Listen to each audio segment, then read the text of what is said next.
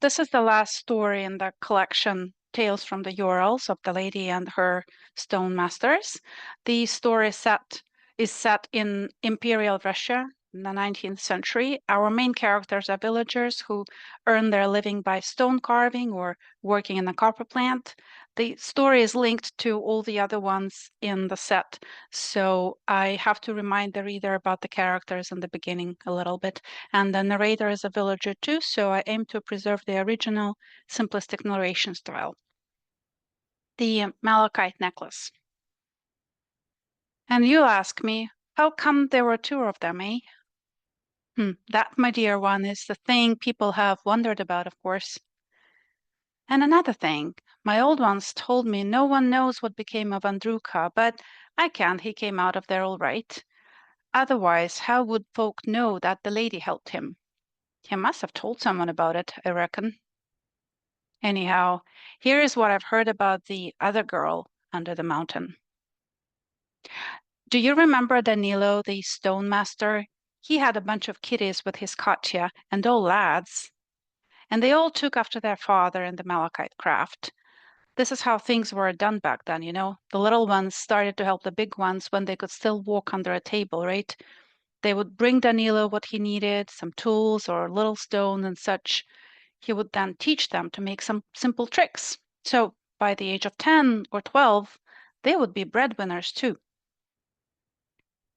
Alexei was the oldest and a fine malachite carver. He took after his father, that one, both in his looks and his love for the craft. Whatever trifle he had to carve, he put his soul in it, even though the barons ordered it just to show off in front of other rich folks. He would make buckles that looked like real beetles. He would work out a butterfly brooch that seemed about to take flight. And his snake bracelets appeared to move around the arm they were put on. Pretty and lifelike, people say. Danilo never told him about his time as the lady's apprentice. How could he? There were rumors from before the time he disappeared. In a village, people talk, you know.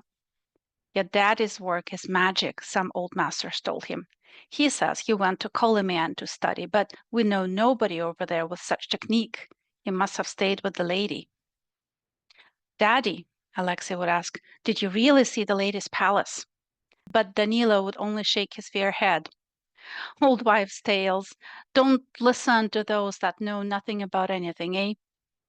We love the stone and it loves us back, and that's why our tricks come out so pretty, eh? He would pat the lad on the shoulder and say, look at your work. Your snakes and lizards are fine, and we get a good coin for them, do we not? But then he would get lost in thought and become dreamy-eyed. He would get all quiet and gloomy then. And Alexei took after Danilo in other ways. My snakes and lizards, he would say, they're pretty for sure, but not like a living, breathing thing. The real ones are quicksilver, the way they move. Mine are nothing but toys for the fat wallets who like flashy trinkets. Meanwhile, the old baron had died, and his son inherited the plant and the land around it. Lots of hustle and bustle there was around in Polivaya around that time. A new bailiff had come and gone, and the young baron, they say he lost his wits over a village girl he met here in our land. Tanushka she was called, and people say she was as beautiful as the lady herself. No wonder our guys and the baron too had been head over heels about her. Only that girl, she went to St. Petersburg and never returned. They say something strange happened there, like she vanished into thin air, and that's why the young baron got so distraught. Whatever happened, nobody saw her ever since, and the baron took to the bottle. Strange times there were for the plant workers, but the malachite carvers still did all right. There were lots of orders from other lands because our mountains are special, you see. They say the lady of the Copper Mountain is really fond of her stones and takes a liking to ones who appreciate their beauty. Our masters have been touched by her, they say. Anyway, the young baron's auntie came for a visit around that time, Turchaninov. the barin was away, but she came to stay.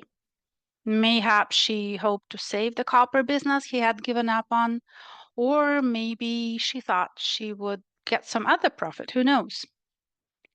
She had heard of Katya and Danilo's workshop, of course. Danilo was called the stone master for a good reason, and his skills were known all around our big country. So she thought of some fancy thing she wanted made and came to the workshop. Danilo was sick on that day. Malachite looks pretty, but does ugly things if you breathe it in for days on end. Katya came out to greet her. Good day, she nodded to the baronet. What brings you here, your highness? The baronet told her what she wanted. She wished to have a bracelet that looked like a little snake, made out of malachite and framed in golden foil. She even had a drawing from St. Petersburg. She said some French duchess had one like this and she wanted one too. Katya said that Danilo was unwell, but she, Katya, could make it for her. The baronet only gawked at her. A woman carving malachite? No. At that time, Alexei came in and she couldn't but stare. He was as handsome as his father used to be, fresh-cheeked and tall, with a head full of fair curls. Can he do it? She said. Alexei, he had too much on his plate already, working his and Danilo's orders, but she was the baronet. He couldn't say no to her, could she? He said, yes, of course, thinking, Pops has some trinket like this in his workshop. Mayhap I can frame that, but we don't have gold. Doesn't she know that? Stone is free to come by, but golden foil? And the baronet, as if reading his thoughts, said, I have a golden chain I don't like. Come by the house tonight, and I'll give it to you. You can use that for framing.